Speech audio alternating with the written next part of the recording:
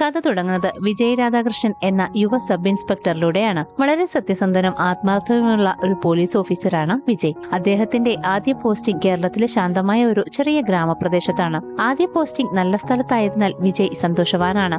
ശാന്തമായ അന്തരീക്ഷം, വലിയ കുറ്റകൃത്യങ്ങളൊന്നുമില്ലാത്ത പ്രദേശം. പോലീസ് സ്റ്റേഷനിലെത്തിയ വിജയിയെ സീനിയർ കോൺസ്റ്റബിൾ കൃഷ്ണൻ സ്വീകരിക്കുന്നു. കൃഷ്ണൻ സ്റ്റേഷനിലെ മറ്റുള്ളവരെ പരിചയപ്പെടുത്തുന്നു. ബാലൻ, സത്യൻ, ബീവിസ്, ആനന്ദ് എന്നീ കോൺസ്റ്റബിളും വിദ്യ, രമ എന്നിങ്ങനെ 2 വനിതാ കോൺസ്റ്റബിളുകളും അവിടെയുണ്ട്. ആനന്ദ് ഇപ്പോൾ അവധിയിലാണ്, കാരണം അമ്മയുടെ ആരോഗ്യനില മോശമാണ്. വിദ്യയെ കണ്ടപ്പോൾ അവൾക്ക് വിജയോട് ചെറിയൊരു ഇഷ്ടം തോന്നുന്നുവെന്ന് പ്രേക്ഷകർക്ക് തോന്നും. അതുകൊണ്ട് വിജയും വിദ്യയും തമ്മിൽ ഒരു ചെറിയ പ്രണയ ട്രാക്ക് ഉണ്ടാകുമെന്ന് ആദ്യം തന്നെ സിനിമ സൂചന നൽകുന്നുണ്ട്. കൃഷ്ണൻ വിജയ്ക്ക് മുഴുവൻ സ്റ്റേഷനും അതേപോലെ തന്നെ ക്വാർട്ടേഴ്സും കാണിച്ചു കൊടുക്കുന്നുണ്ട്. സ്ഥലം വിജയ്ക്ക് വളരെയധികം ഇഷ്ടപ്പെടുന്നു. ആദ്യ പോസ്റ്റിങ്ങിന് ഇതിലും നല്ല സ്ഥലം വേറെ ഇല്ലെന്നാണ് അവൻ കരുതുന്നത്. എല്ലാവരും സൗഹൃദപരമാണ്, പ്രദേശം ശാന്തമാണ്, കുറ്റകൃത്യങ്ങൾ വളരെ കുറവാണ്. പക്ഷെ ഈ ശാന്തത പിന്നീട് വലിയ കൊടുങ്കാറ്റിന് വഴി ഒരുക്കാനിരിക്കുകയാണ്. അടുത്ത ദിവസം കൃഷ്ണൻ വിജയെ ഡിവൈഎസ്പിയുടെ അടുത്തേക്ക് കൊണ്ടുപോകുന്നു. ഡിവൈഎസ്പി പറയുന്നു, നിലവിൽ സ്റ്റേഷനിൽ ഇൻസ്പെക്ടർ ഇല്ലാത്തതിനാൽ വിജയ് അദ്ദേഹത്തിനോട് നേരിട്ട് റിപ്പോർട്ട് ചെയ്താൽ മതിയെന്ന്. അദ്ദേഹവും പറയുന്നുണ്ട്, ഇവിടെ വലിയ കേസുകളൊന്നുമില്ല, ചെറിയ കേസുകൾ മാത്രമേ ഉണ്ടാകാറുള്ളൂ.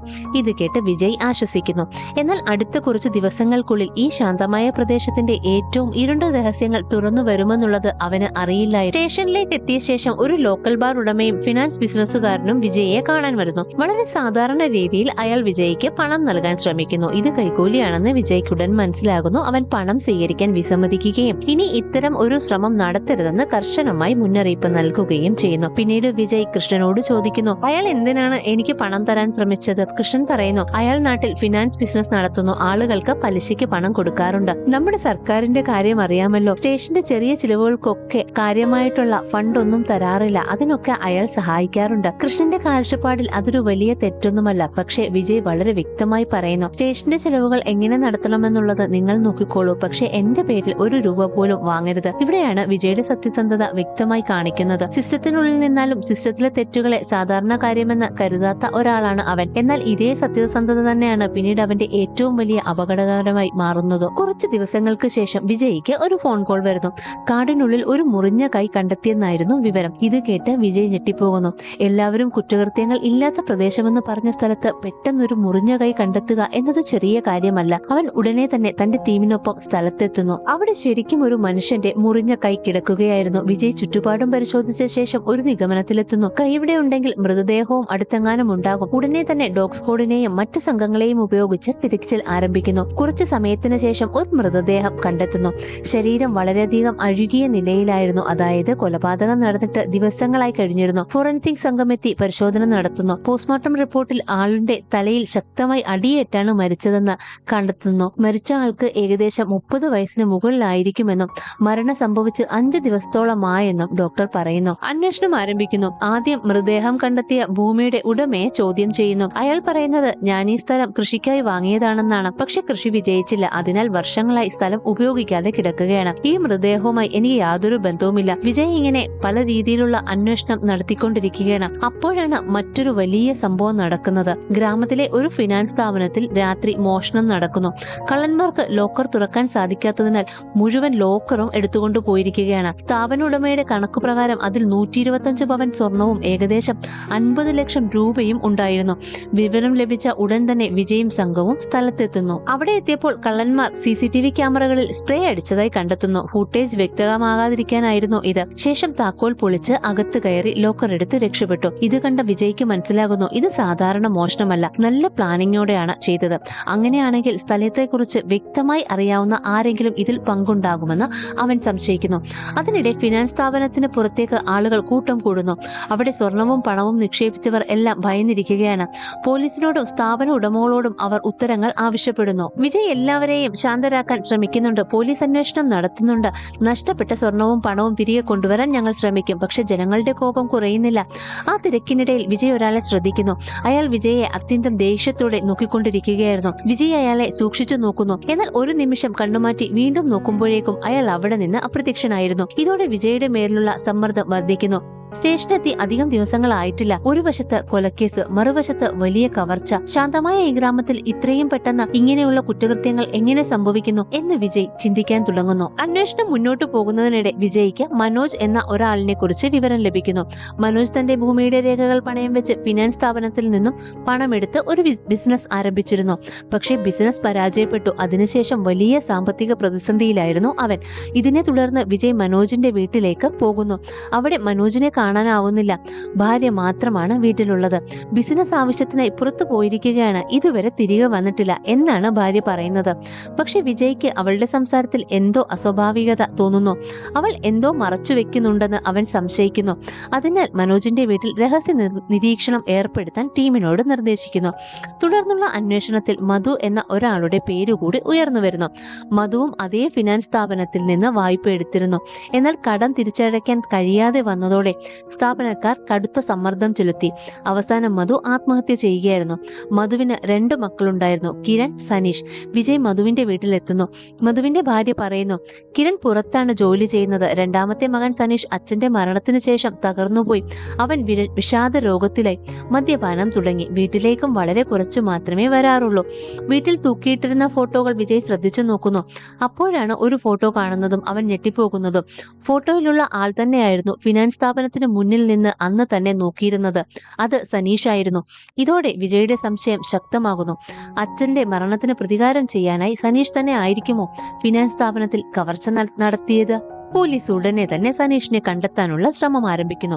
പക്ഷെ അതിനു മുൻപ് മറ്റൊരു മൃതദേഹം കൂടി കണ്ടെത്തുന്നു. ഇത്തവണ ഒരു പാലത്തിനടിയിൽ നിന്നാണ് മൃതദേഹം കിട്ടിയത്. വിജയും സംഘവും അവിടെ എത്തുന്നു. മൃതദേഹത്തിൽ കയർ കെട്ടിയ നിലയിലായിരുന്നു. വിജയ് മൃതദേഹം പരിശോധിച്ച ശേഷം പറയുന്നു, ഇത് യഥാർത്ഥ ക്രൈം സീൻ അല്ല, കൊലപാതകം മറ്റെവിടെയോ നടന്നതാണ്. ശേഷം മൃതദേഹം ഇവിടെ കൊണ്ടുവന്ന് ഉപേക്ഷിച്ചതാണ്. പോസ്റ്റ്മോർട്ടം റിപ്പോർട്ട് വന്നപ്പോൾ മറ്റൊരു ഞെട്ടിക്കുന്ന സത്യം പുറത്തുവരുന്നു. ആ ആളെയും ആദ്യത്തെ മൃതദേഹത്തെ പോലെ തന്നെയാണ് കൊന്നിരിക്കുന്നത്. അതേ രീതി, അതേ ആക്രമണം, അതേ രീതിയിലുള്ള മുറിവ്. ഇതോടെ കേസ് ഒരു സാധാരണ കൊലപാതകമല്ലെന്ന് വ്യക്തമായി. ഇപ്പോൾ ഇവിടെ ഒരു പ്രത്യേക പാറ്റേൺ രൂപപ്പെട്ടിരിക്കുകയാണ്. ഒരു പക്ഷേ ഒരു സീരിയൽ കില്ലർ ആകാം, അല്ലെങ്കിൽ വളരെ കൃത്യമായി ആസൂത്രണം ചെയ്ത ആരോ ഒരാൾ ഓരോ മൃതദേഹവും വ്യത്യസ്ത സ്ഥലങ്ങളിൽ ഉപേക്ഷിക്കപ്പെട്ടതായിരിക്കാം. വിജയ് കൂടുതൽ ജാഗ്രത പുലർത്താൻ തുടങ്ങുന്നു. രാത്രികാല പെട്രോളിംഗ് ശക്തമാക്കുന്നു. സംഘത്തെ പല ഭാഗങ്ങളിലായി വിന്യസിക്കുന്നു. എന്നാൽ ഉറച്ച ഒരു തെളിവ് പോലും ലഭിക്കുന്നില്ല. കുറ്റവാളി പോലീസിനേക്കാൾ 2 ചുവട് മുന്നിലാണ് നടക്കുന്നതെന്ന് തോന്നുന്നു. ഒരു രാത്രി വിദ്യ വിജയെ വിളിക്കുന്നു. കാട്ടിൽ ഒരു മുഖംമൂടി ധരിച്ചാൽ മൃതദേഹം കൊണ്ടുപോകുന്നത് ആരോ കണ്ടിട്ടുണ്ട്. സ്റ്റേഷനിലേക്ക് ഒരു ഫോൺ വന്നു എന്നാണ് വിവരം. ഇത് കേട്ട വിജയ് ഉടൻ തന്നെ സംഘത്തോടൊപ്പം കാട്ടിലേക്ക് പുറപ്പെടുന്നു. കാട്ടിലെ അന്തരീക്ഷം തന്നെ ഭയാനകമായിരുന്നു. കുറ്റവാളി അവിടെ എവിടെയോ സമീപത്തുണ്ടാകാമെന്ന ചിന്തയും എല്ലാവരും അവിടെ പല ദിശകളിലായി തിരച്ചിൽ ആരംഭിക്കുന്നു. അതിനിടെ വിജയ്ക്ക് മറ്റൊരു മൃതദേഹം കൂടി കണ്ടെത്താൻ സാധിക്കുന്നു. ആരോ മൃതദേഹം മണ്ണിൽ മറവ് ചെയ്യാൻ ശ്രമിച്ചിരുന്നതായി തോന്നുന്നു. പക്ഷെ പോലീസിന്റെ ശബ്ദം കേട്ട് പണി പൂർത്തിയാകാതെ രക്ഷപ്പെട്ടതുപോലെ വിജയ് മൃതദേഹത്തിന്റെ പോക്കറ്റുകൾ പരിശോധിക്കുന്നു. അവിടെ നിന്ന് ഒരു സ്വർണ്ണ ചെയിൻ ലഭിക്കുന്നു. ആ ചെയിൻ കണ്ടപ്പോൾ വിജയുടെ മനസ്സിൽ ഒരു സംശയം തോന്നുന്നു. ഇത് ഫിനാൻസ് സ്ഥാപനത്തിൽ നിന്ന് മോഷ്ടിക്കപ്പെട്ട സ്വർണത്തിന്റെ ഭാഗമാണോ? അപ്പോഴേക്കും പിന്നിൽ നിന്ന് ആരോ ശക്തമായി വിജയുടെ തലയിൽ അടിക്കുന്നു. അവൻ ഉടനെ തന്നെ ബോധരഹിതനായി നിലത്തു വീഴുന്നു. അതോടെ ഒരു കാര്യം വ്യക്തമായി. കുറ്റവാളി മൃതദേഹങ്ങൾ മറയ്ക്കുക മാത്രമല്ല, അന്വേഷണം നടത്തുന്ന വിജയെയും ഇല്ലാതാക്കാൻ ശ്രമിക്കുന്നുണ്ട്. ആശുപത്രിയിൽ കണ്ണു തുറക്കുന്ന വിജയുടെ അടുത്തേക്ക് കൃഷ്ണൻ എത്തുന്നു. അവൻ വളരെ പ്രധാനപ്പെട്ട ഒരു വിവരം വിജയോട് പറയുന്നു. ഇതുവരെ കണ്ടെത്തിയ മൃതദേഹങ്ങളെ കുറിച്ചുള്ള അന്വേഷണത്തിൽ ഒരു വലിയ ബന്ധം കണ്ടെത്തിയെന്നാണ് അവൻ പറയുന്നത്. മരിച്ചവർ എല്ലാം തമിഴ്നാട്ടിൽ നിന്ന് കേരളത്തിലേക്ക് ജോലി തേടി വന്ന തൊഴിലാളികളായിരുന്നു. അരുൺ, മണികണ്ഠൻ, ചന്ദ്രൻ, കുമാർ എന്നതായിരുന്നു അവരുടെ പേരുകൾ. ഇതുവരെ 3 മൃതദേഹങ്ങൾ കണ്ടെത്തിയിട്ടുണ്ട്. ആദ്യമായി കണ്ടെത്തിയത് മണികണ്ഠന്റെ മൃതദേഹമായിരുന്നു. പാലത്തിനടിയിൽ നിന്ന് കണ്ടെത്തിയത് അരുണിന്റേത്, കാട്ടിൽ നിന്ന് കണ്ടെത്തിയത് ചന്ദ്രന്റേത്. ഇപ്പോൾ കാണാതായിരിക്കുന്നത് കുമാർ മാത്രമാണ്. വിജയുടൻ തമിഴ്നാട് പോലീസുമായി ബന്ധപ്പെടാൻ നിർദ്ദേശിക്കുന്നു. അന്വേഷണത്തിൽ അവർ ഞെട്ടിക്കുന്ന വിവരമാണ് അറിഞ്ഞത്. ഈ 4 പേരും മുൻപ് തമിഴ്നാട്ടിൽ നടന്ന ഒരു ബാങ്ക് കവർച്ച കേസിൽ ഉൾപ്പെട്ടവരായിരുന്നു. പോലീസിൽ നിന്ന് രക്ഷപ്പെട്ട ശേഷം കേരളത്തിലെത്തി സാധാരണ തൊഴിലാളികളായി ജോലി ചെയ്യുകയായിരുന്നു. ഇത് കേട്ട ശേഷം കൃഷ്ണൻ തന്റെ ഒരു തിയറി അവതരിപ്പിക്കുന്നു. ഈ 4 പേരും ചേർന്നായിരിക്കാം ഫിനാൻസ് കമ്പനിയിൽ കവർച്ച നടത്തിയത്. പിന്നീട് കവർച്ചയിലെ സ്വർണവും പണവും പങ്കിടുന്ന കാര്യത്തിൽ പ്രശ്നമുണ്ടായി. അതിനുശേഷം കുമാർ തന്റെ കൂട്ടുകാരെ കൊന്ന മോഷണ സാധനങ്ങളുമായി രക്ഷപ്പെട്ടിരിക്കാം.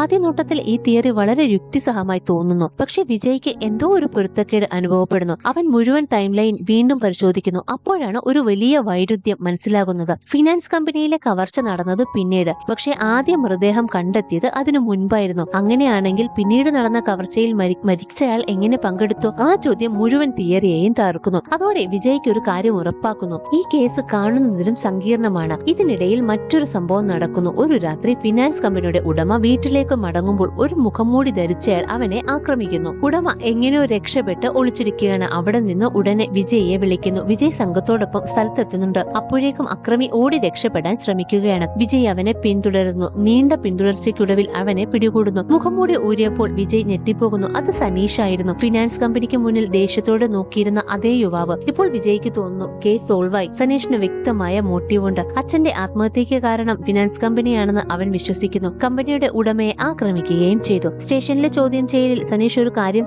സമ്മതിക്കുന്നു, എനിക്ക് ആ ഫിനാൻസ് കമ്പനിയെയും അതിന്റെ ഉടമയെയും വെറുപ്പാണ്. എന്റെ അച്ഛനെ സമ്മർദ്ദത്തിലാക്കി ആത്മഹത്യ ചെയ്യിപ്പിച്ചു. പക്ഷെ അതിനൊപ്പം അവൻ മറ്റൊരു കാര്യവും പറയുന്നു, ഞാൻ കവർച്ച ചെയ്തിട്ടില്ല. തമിഴ്നാട്ടിൽ നിന്നുള്ള തൊഴിലാളികളെ എനിക്കറിയില്ല. വിജയ് ചോദിക്കുന്നു, അപ്പോഴെന്ന് ഫിനാൻസ് കമ്പനിയുടെ മുന്നിൽ നിന്ന് നീ ദേഷ്യത്തോടെ നോക്കിയത് എന്തിനാണ്? സനീഷ് മറുപടി പറയുന്നു, കവർച്ചയുടെ വാർത്ത കേട്ടപ്പോൾ ഞാൻ അവിടേക്ക് പോയത് ഉടമയുടെ വിഷമിക്കുന്ന മുഖം കാണാനായിരുന്നു. പക്ഷെ നിങ്ങൾ അവിടെ നിന്ന് ജനങ്ങളോട് കമ്പനിയുടെ പണവും സ്വർണവും തിരികെ കിട്ടുമെന്ന് പറഞ്ഞപ്പോൾ പോലീസും കമ്പനിയുടെ പക്ഷത്താണെന്ന് എനിക്ക് തോന്നി. അതുകൊണ്ടാണ് ഞാൻ നിങ്ങളെ ദേഷ്യത്തോടെ നോക്കിയത്. വിജയ് അവനെപ്പറ്റി കൂടുതൽ അന്വേഷിക്കുന്നു. കവർച്ച നടന്ന രാത്രിയിൽ സനീഷ് ജോലി സ്ഥലത്തായിരുന്നുവെന്ന് തെളിയുന്നു. അതിനാൽ അവൻ സംശയ പട്ടികയിൽ നിന്ന് പുറത്താകുന്നു. അവൻ തെറ്റായ ദിശയിലുള്ള ഒരു സൂചന മാത്രമായിരുന്നു. ഇപ്പോൾ വിജയുടെ ശ്രദ്ധ വീണ്ടും സ്വർണ്ണ ചെയിനിലേക്കാണ് തിരിയുന്നത്. കാട്ടിൽ കണ്ടെത്തിയ മൃതദേഹത്തിന്റെ പോക്കറ്റിൽ നിന്ന് കിട്ടിയ അതേ ചെയിൻ അവൻ ഫിനാൻസ് കമ്പനിയുടെ ഉടമയെയും മാനേജരെയും വിളിച്ചു വരുത്തുന്നു. റെക്കോർഡുകൾ പരിശോധിച്ചപ്പോൾ ഞെട്ടിക്കുന്ന സത്യം പുറത്തുവരുന്നു. ആ ചെയിൻ അതേ സ്ഥാപനത്തിൽ പണയം വെച്ചിരുന്ന സ്വർണമാണ്. അപ്പോൾ ഒരു കാര്യം ഉറപ്പായി, മോഷണം പോയ സ്വർണം മരിച്ചവരിൽ ഒരാളുടെ കൈവശം എത്തിയിട്ടുണ്ട്. അതിനർത്ഥം കൊലപാതകങ്ങളും കവർച്ചയും ചെയ്തവർ തമ്മിൽ നേരിയ ബന്ധമുണ്ട്. ഇതിനിടയിൽ വിജയ്ക്ക് മറ്റൊരു തട്ടിപ്പ് കണ്ടെത്താൻ സാധിക്കുന്നു. ഫിനാൻസ് കമ്പനിയുടെ ഉടമ മോഷണം പോയ സ്വർണത്തിന്റെ അളവ് യഥാർത്ഥത്തിനേക്കാൾ കൂടുതലായി റിപ്പോർട്ട് ചെയ്തിരുന്നു. കാരണം ഇൻഷുറൻസ് കമ്പനിയിൽ നിന്ന് കൂടുതൽ പണം തട്ടിയെടുക്കാനായിരുന്നു പദ്ധതി. വിജയ് ഉടമയെ ശക്തമായി ശാസിക്കുന്നു, നിങ്ങൾ ഒരു ഇരയായിരിക്കാം, പക്ഷെ അവസരം കിട്ടിയപ്പോൾ സ്വന്തം ലാഭം മാത്രം നോക്കുകയാണ്. ഇപ്പോൾ വിജയ് വീണ്ടും CCTV ദൃശ്യങ്ങൾ പരിശോധിക്കാൻ തുടങ്ങുന്നു. ഇത്തവണ വളരെ സൂക്ഷ്മമായിട്ടാണ് വിജയ് നോക്കുന്നത്. ക്യാമറകളിൽ സ്പ്രേ ചെയ്തതിനാൽ വ്യക്തമായ ദൃശ്യങ്ങൾ ഇല്ലായിരുന്നു. പക്ഷെ ഒരു ഫ്രെയിമിൽ ചെറിയൊരു പ്രതിഫലനം കാണുന്നു. അതിൽ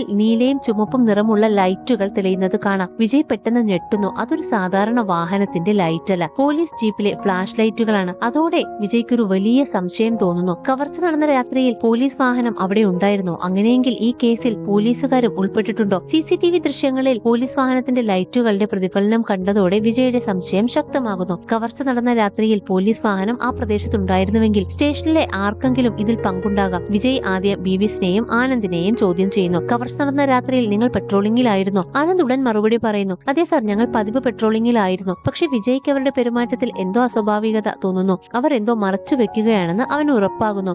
അവൻ കൂടുതൽ സമ്മർദ്ദം ചെലുത്താൻ തുടങ്ങുന്നു. ഒടുവിൽ DYSPയെ വിളിക്കാൻ വിജയ് ഫോൺ എടുക്കുന്നു. അപ്പോൾ അപ്രതീക്ഷിതമായി സത്യൻ മുന്നോട്ട് വന്ന് വിജയുടെ ഫോൺ പിടിച്ചു പറിച്ച് നിലത്ത് തകർക്കുന്നു. വിജയ് ഞെട്ടിപ്പോകുന്നു. ഇപ്പോൾ ഒരു കാര്യം വ്യക്തമാണ്, ബീവീസും ആനന്ദും മാത്രമല്ല, സത്യനും ഈ ഗൂഢാലോചനയുടെ ഭാഗമാണ്. എന്നാൽ അതിലും വലിയ ഞെട്ടൽ ഇനി ബാക്കിയുണ്ടായിരുന്നു. വിജയ് ഏറ്റവും കൂടുതൽ വിശ്വസിച്ചിരുന്ന കൃഷ്ണനും ഈ സംഘത്തിലുണ്ടെന്നത് അവന് മനസ്സിലാകുന്നു. ആദ്യ ദിവസം മുതൽ സ്റ്റേഷൻ കാണിച്ചു തന്നത് കൃഷ്ണനായിരുന്നു. അവനെ സഹായിച്ചും ഉപദേശിച്ചും നിന്നതും കൃഷ്ണനായിരുന്നു. പക്ഷെ യഥാർത്ഥത്തിൽ അവൻ തന്നെയായിരുന്നു ഈ ഗൂഢാലോചനയുടെ പ്രധാന കണ്ണികളിൽ ഒരാൾ. ഇനി അവർ മുഴുവൻ സത്യവും വിജയോട് തുറന്നു പറയുന്നു. തമിഴ്നാട്ടിൽ നിന്ന് വന്ന ആ 4 തൊഴിലാളികൾ വെറും കൂലിപ്പണിക്കാർ മാത്രമായിരുന്നില്ല. അവർ രഹസ്യമായി മയക്കുമരുന്ന് വിതരണവും നടത്തി വരികയായിരുന്നു. ഒരു ദിവസം പണം പങ്കിടുന്നതിനെ പറ്റി തൊഴിലാളികൾക്കിടയിൽ ഒരു തർക്കമുണ്ടാകുന്നു. അതിനിടെ കുമാർ എന്ന തൊഴിലാളിയെ മറ്റുള്ളവർ കുടുക്കുന്നു. കുമാർ പോലീസിന്റെ പിടിയിലാകുന്നു. സ്റ്റേഷനിൽ എത്തിച്ച ശേഷം ചോദ്യം ചെയ്യൽ നടക്കുന്നു. പക്ഷേ കുമാർ കുറ്റം സമ്മതിക്കുന്നില്ല. പകരം പോലീസുകാരുടെ അഴിമതിയും അവരുടെ പങ്കും വെളിപ്പെടുത്തുമെന്ന് ഭീഷണിപ്പെടുത്തുന്നു. ഇത് കേട്ട് പോലീസുകാർ പ്രകോപിതരാകുന്നു. അവനെ മർദ്ദിക്കുവാൻ തുടങ്ങുന്നു. മർദ്ദനം ക്രൂരമാകുന്നു. ഒടുവിൽ അബദ്ധത്തിൽ കുമാർ പോലീസിന്റെ കസ്റ്റഡിയിൽ മരിക്കുന്നു. അതോടെ ഒരു ഭീകര പദ്ധതി അവിടെ തയ്യാറാവുകയാണ്. കൃഷ്ണൻ, സത്യൻ, ബീവീസ്, ആനന്ദ് എന്നിവർ ചേർന്ന് തമിഴ്നാട്ടിലെ മറ്റു 3 തൊഴിലാളികളെ ഉപയോഗിച്ച് ഫിനാൻസ് സ്ഥാപനത്തിൽ കവർച്ച നടത്തിക്കുന്നു. കവർച്ച കഴിഞ്ഞാൽ വലിയൊരു വിഹിതം നൽകാമെന്ന് വാഗ്ദാനം ചെയ്യുന്നു. ആ തൊഴിലാളികൾക്ക് മുൻപ് ക്രിമിനൽ റെക്കോർഡ് ഉണ്ടായിരുന്നതിനാൽ എന്തെങ്കിലും പ്രശ്നമുണ്ടായാലും സംശയം അവരിലേക്കായിരിക്കും പോകുക എന്ന് പോലീസുകാർ കരുതുന്നു. പദ്ധതി അവർ പ്ലാൻ ചെയ്തതുപോലെ തന്നെ നടക്കുന്നു. കവർച്ച നടന്നു. തുടർന്ന കാര്യങ്ങൾ കൈവിട്ടു പോവുകയാണ് ചെയ്യുന്നത്. മറ്റു 3 തൊഴിലാളികൾക്ക് പിന്നീട് ഒരു സത്യം മനസ്സിലാകുന്നു. കുമാർ ഒളിവിൽ പോയതല്ല, പോലീസിന്റെ കസ്റ്റഡിയിൽ വെച്ചാണ് മരിച്ചത്. ഇതറിഞ്ഞ് അവർ പോലീസുകാരെ ബ്ലാക്ക്മെയിൽ ചെയ്യാൻ തുടങ്ങുന്നു. കവർച്ചയിലെ പകുതി സ്വർണവും പണവും ഞങ്ങൾക്ക് വേണം, ഇല്ലെങ്കിൽ കുമാറിന്റെ മരണവും ഞങ്ങൾ പുറത്തുവിടും. ഇത് കേട്ട് പോലീസുകാർ ഭയന്നു പോകുന്നു. ഒരു തെറ്റു മറയ്ക്കാൻ തുടങ്ങിയ കഥ ഇപ്പോൾ നിയന്ത്രണാതീതമാവുകയാണ്. അവരൊരു ക്രൂര തീരുമാനം എടുക്കുന്നു. സാക്ഷികളായ 3 തൊഴിലാളികളെയും കൊല്ലുക. അരുൺ, മണികണ്ഠൻ, ചന്ദ്രൻ 3 പേരെയും അവർ കൊന്നൊടുക്കുന്നു. ശേഷം മൃതദേഹങ്ങൾ വ്യത്യസ്ത സ്ഥലങ്ങളിൽ ഉപേക്ഷിക്കുന്നു. ഒരു മൃതദേഹം കാട്ടിൽ, മറ്റൊന്ന് പാലത്തിനടിയിൽ, മറ്റൊന്ന് മണ്ണിൽ മറവു ചെയ്യാൻ ശ്രമിച്ച നിലയിൽ, ഒരു കൈ വേറൊരു സ്ഥലത്ത്. ഇതെല്ലാം അന്വേഷണ സംഘത്തെ കുഴയ്ക്കാനായിരുന്നു. എല്ലാ കുറ്റവും ഇതിനകം മരിച്ച കുമാറിന്റെ മേൽ ചുമത്താനായിരുന്നു അവരുടെ പദ്ധതി. ഇതെല്ലാം കേട്ട വിജയിക്ക് വിശ്വസിക്കാൻ പോലും കഴിയുന്നില്ല. അവൻ കോപത്തോടെ ചോദിക്കുന്നു, കുമാറിന്റെ മരണം ഒരു അപകടമായിരിക്കാം, പക്ഷെ അത് മറയ്ക്കാൻ നിങ്ങൾ 3 നിരപരാധികളെ കൂടി കൊന്നു. അപ്പോൾ നിങ്ങൾ ശരിക്കും പോലീസുകാരാണോ? കുറ്റകൃത്യങ്ങൾ തടയേണ്ടവർ തന്നെയാണ് കുറ്റവാളികളായത്. വിജയ് ഉടൻ ഡിവൈഎസ്പിയെ വിവരം അറിയിക്കുമെന്ന് തീരുമാനിക്കുന്നു. പക്ഷെ അതേ നിമിഷം മറ്റൊരു ഞെട്ടിക്കുന്ന ട്വിസ്റ്റ് സംഭവിക്കുന്നു. തുടക്കത്തിൽ മുതൽ വിജയോട് സൗഹൃദപരമായി പെരുമാറിയിരുന്ന വനിതാ കോൺസ്റ്റബിൾ വിദ്യ, വിജയോട് ചെറിയൊരു പ്രണയ താല്പര്യമുണ്ടെന്ന് തോന്നിപ്പിച്ചിരുന്ന വിദ്യ, പെട്ടെന്ന് വിജയെ ആക്രമിക്കുന്നു. അതോടെ സത്യം പുറത്തുവരുന്നു. വിദ്യയും ഈ ഗൂഢാലോചനയുടെ ഭാഗമായിരുന്നു. ഇപ്പോൾ വിജയ് പൂർണ്ണമായും ഒറ്റപ്പെട്ടിരിക്കുകയാണ്. അവനെ ചുറ്റിപ്പറ്റി നിൽക്കുന്നത് അവൻ ഇത്രയും നാൾ വിശ്വസിച്ച സഹപ്രവർത്തകരാണ്. അവർ 5 പേരും ചേർന്ന് വിജയെ കൊല്ലാൻ തീരുമാനിക്കുന്നു. കാരണം വിജയ് ജീവനോടെ ഉണ്ടെങ്കിൽ അവരുടെ എല്ലാ കുറ്റകൃത്യങ്ങളും പുറത്തുവരും. കുമാറിന്റെ കസ്റ്റഡി മരണം, ഫിനാൻസ് കമ്പനിയിലെ കവർച്ച, എല്ലാം. അതിനാൽ ഒരേയൊരു വഴി മാത്രമാണ് അവർക്ക് മുന്നിൽ ഉള്ളത്: വിജയെ ഇല്ലാതാക്കുക. 5 പേരും ഒരുമിച്ച് വിജയെ ആക്രമിക്കുന്നു. തന്റെ സത്യസന്ധതയും കടമയും ഓർത്തുകൊണ്ട് അവൻ തിരിച്ചടിക്കുന്നു. ശക്തമായ പോരാട്ടം നടക്കുന്നു. ഓരോ നിമിഷവും ജീവൻ മരണ പോരാട്ടം. 5 പേരുടെ ആക്രമണത്തിൽ വിജയ്ക്ക് ഗുരുതരമായി പരിക്കേൽക്കുന്നു. രക്തം വാർന്നൊഴുകുന്നു. എന്നാലും അവൻ അവസാനം വരെ പൊരുതുന്നു. ഇതിനിടയിൽ സ്റ്റേഷനിലെ മുതിർന്ന കോൺസ്റ്റബിൾ ബാലനും ലേഡി കോൺസ്റ്റബിൾ രമ്യയും എന്തോ കുഴപ്പം നടക്കുന്നുവെന്ന് മനസ്സിലാക്കുന്നു. അവർ നേരത്തെ തന്നെ ഡിവൈഎസ്പിയെ വിവരം അറിയിച്ചിരുന്നു. അതുകൊണ്ട് ഡിവൈഎസ്പിയും മറ്റു പോലീസുകാരും സ്ഥലത്തെത്തുന്നു. അവർ എത്തിയതോടെ സ്ഥിതി മാറി മറിയുന്നു. വിജയെ കൊല്ലാൻ ശ്രമിച്ചിരുന്ന സംഘത്തെ വളഞ്ഞു പിടിക്കുന്നു. ഡിവൈഎസ്പിക്ക് കണ്ട കാഴ്ച വിശ്വസിക്കാനാകുന്നില്ല. തന്റെ കീഴിൽ ജോലി ചെയ്തിരുന്ന പോലീസുകാർ തന്നെയാണ് ഇത്രയും വലിയ കുറ്റകൃത്യങ്ങൾക്ക് പിന്നിലെന്ന സത്യം അദ്ദേഹത്തെ ഞെട്ടിക്കുന്നു. 5 പേരെയും ഉടൻ തന്നെ അറസ്റ്റിലാക്കുന്നു. ഇത്രയും നിയമത്തെ സംരക്ഷിക്കേണ്ടവർ തന്നെയാണ് നിയമത്തിന്റെ മുന്നിൽ പ്രതികളാകുന്നത്. യഥാർത്ഥ കുറ്റവാളികൾ പിടിക്കപ്പെട്ടു. പക്ഷേ വിജയുടെ മുഖത്ത് വിജയത്തിന്റെ സന്തോഷമില്ല. കാരണം ഇതൊരു സാധാരണ കേസല്ല, പുറത്തുനിന്നുള്ള ഒരു ഗ്യാങ് ചെയ്ത കുറ്റകൃത്യവുമല്ല. ജനങ്ങൾ വിശ്വസിച്ചിരുന്ന പോലീസുകാർ തന്നെയായിരുന്നു കുറ്റവാളികൾ.